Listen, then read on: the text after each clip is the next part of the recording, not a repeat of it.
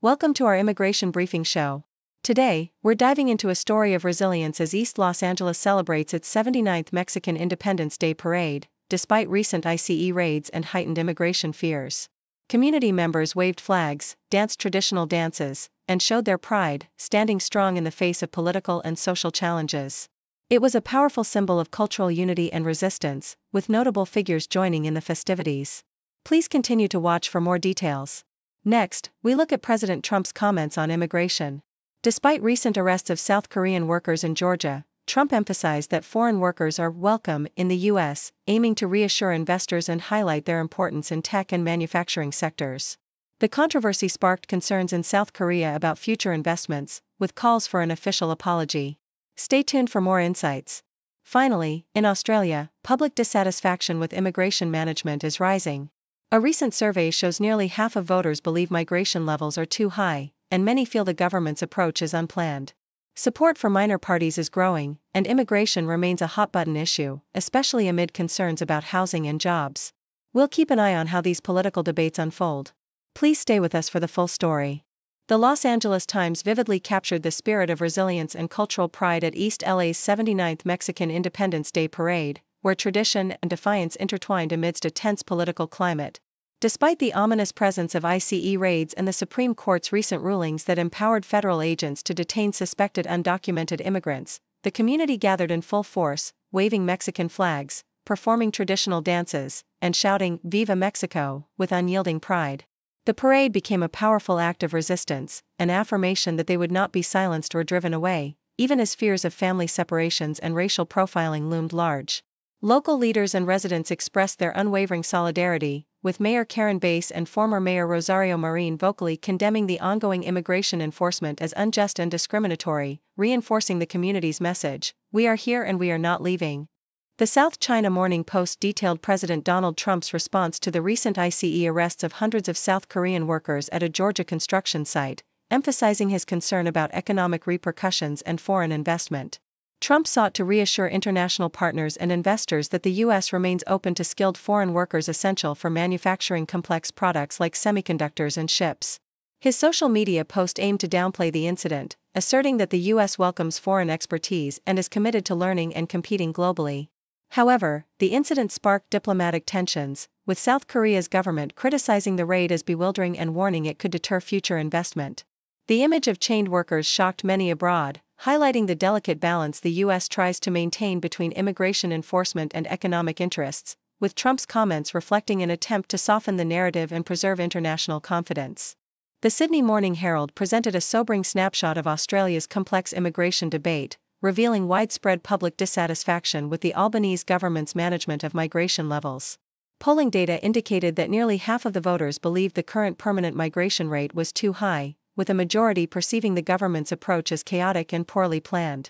Despite the government's decision to maintain a high migration target of 185,000 annually, public concern persists over its impact on housing affordability, employment, and community cohesion. The political landscape is further complicated by the rise of populist sentiments, notably reflected in the increased support for Pauline Hanson's One Nation Party, which has capitalized on anti-immigration rhetoric. Although most voters prioritize economic issues like cost of living and healthcare over immigration, the poll underscores the deep divisions and sensitivities surrounding Australia's population growth policies, illustrating how immigration remains a potent and divisive issue in national politics.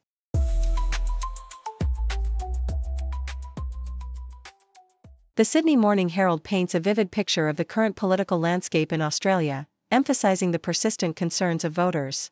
Despite Prime Minister Albanese and the Labour Party enjoying a solid start post-election, the poll reveals that the cost of living remains voters' top priority, overshadowing even health and aged care. The support for minor parties like the Greens, Independents, and One Nation has surged past Labour, signalling a shift in voter allegiances and highlighting the growing influence of the crossbench in Parliament. Immigration, although not the top issue, is gaining prominence with Pauline Hanson's One Nation Party reaching a record 12%, raising alarms about how the Albanese government will handle this sensitive portfolio. Meanwhile, the opposition under Susan Ley is showing signs of revival, with her approval ratings improving, hinting that she could pose a more formidable challenge to Albanese than her predecessor, Dutton, especially if she maintains party unity. The political scene is dynamic, with voters increasingly scrutinizing leadership performance and party strategies, setting the stage for a tense and unpredictable electoral future. The Australian Broadcasting Corporation delves into the internal struggles within the Liberal Party over immigration, exposing it as a potent political weapon that could reshape the party's future.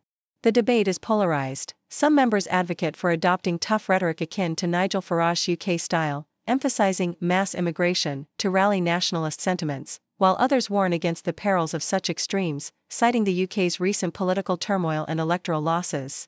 The recent massive protest in London, where over 110,000 people marched in opposition to multicultural policies, underscores the rising tide of anti-immigration sentiment fueled by racist conspiracy theories and violent clashes, reflecting a dangerous shift in public discourse.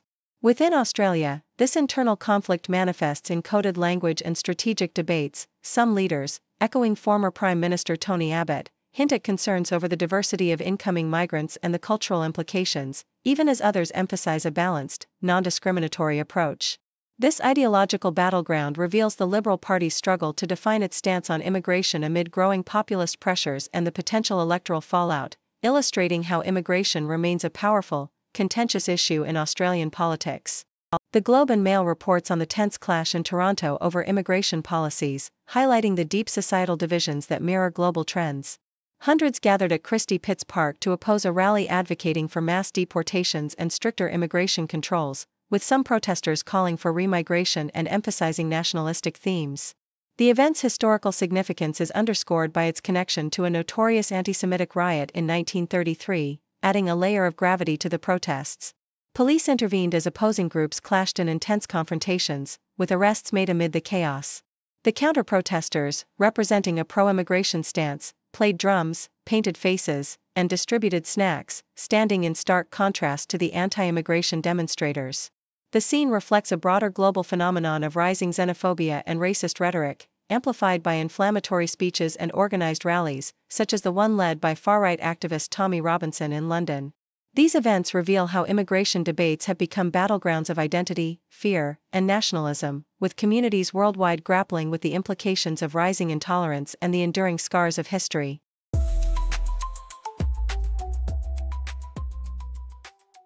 The Associated Press vividly illustrates how the current political climate in the United States has cast a shadow over the annual Hispanic Heritage Month celebrations. Traditionally marked by lively parades, traditional foods, and cultural festivities across the nation, this year's observances have been significantly disrupted. In places like Chicago and Sacramento, organizers have canceled or postponed their events due to fears of immigration raids and the political environment fostered by recent crackdowns and anti-diversity initiatives.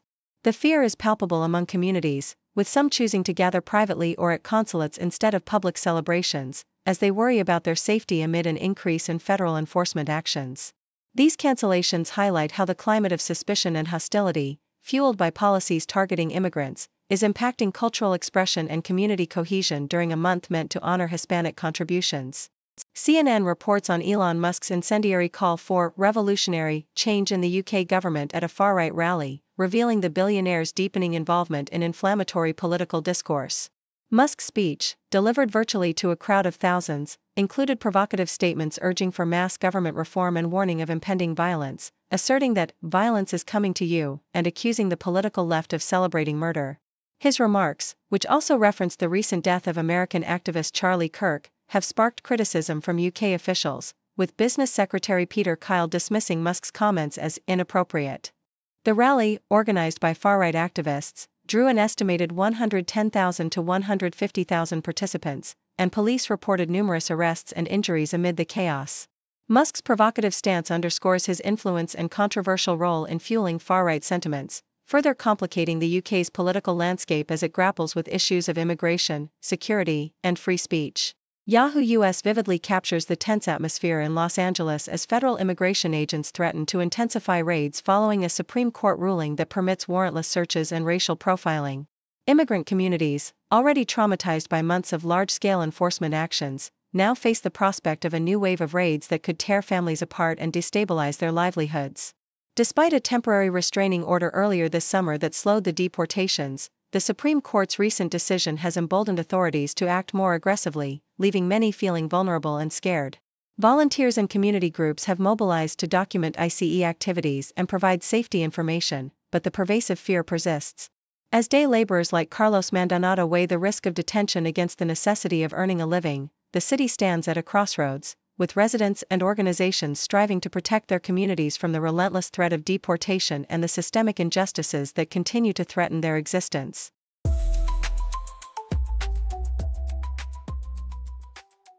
The Toronto Star reports that Nova Scotia MP Lena Diab, now the immigration minister, has maintained a low profile since her appointment, raising concerns among experts that significant immigration policy changes may be imminent once Parliament reconvenes. Despite efforts to curb immigration, Canada still hosts nearly 3 million non-permanent residents, exceeding the government's target levels.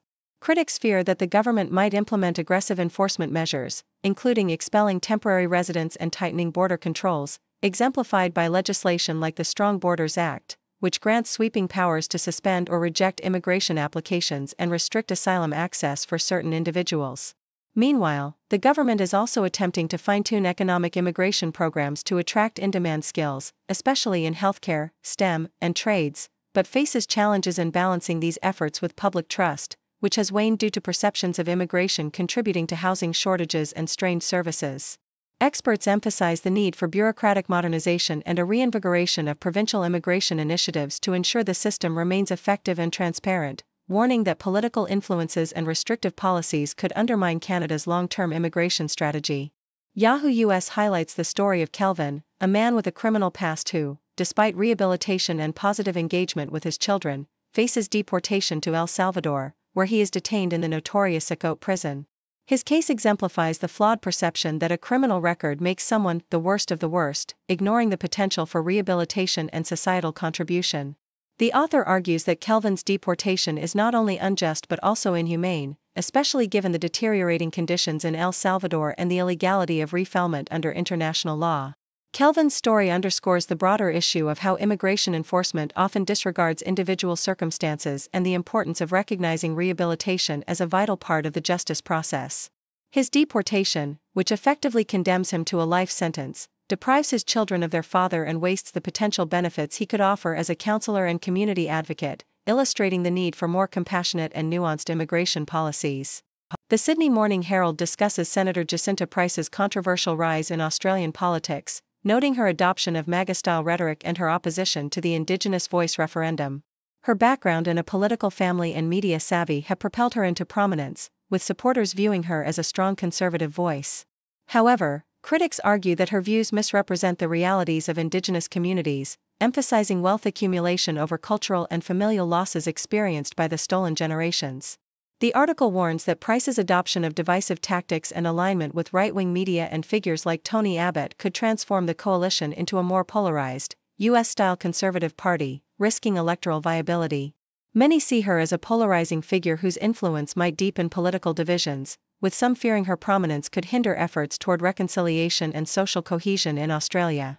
The piece suggests that her rhetoric and political strategy reflect a broader trend of right-wing populism gaining ground, raising concerns about the future direction of Australian politics and the potential erosion of centrist values.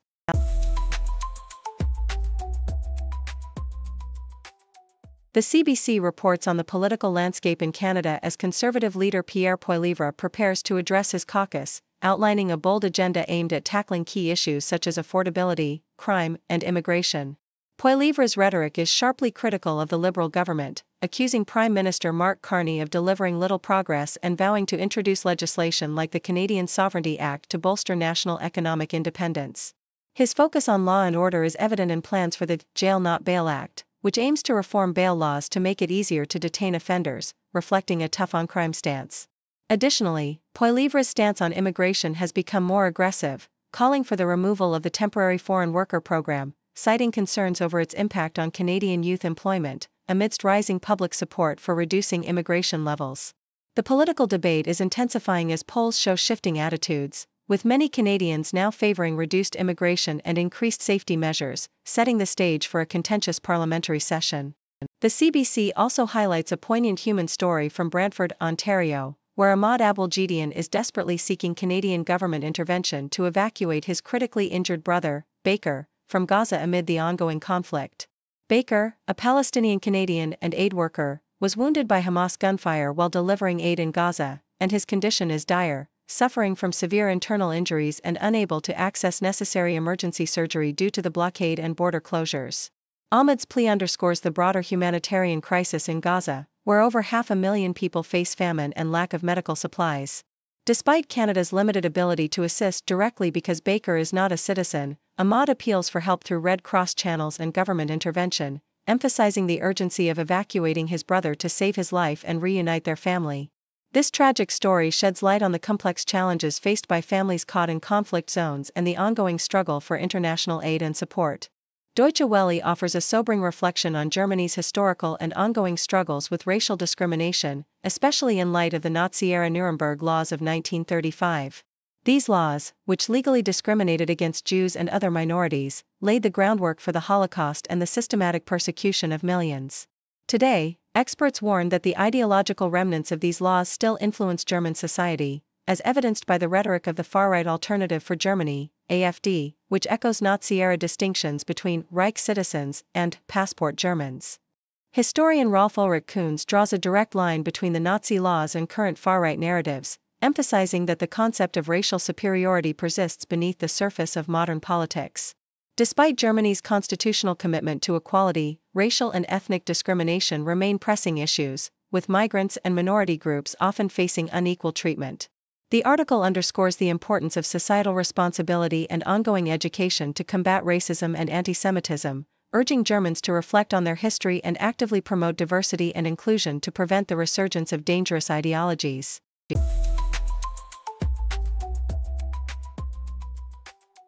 Thank you for tuning in.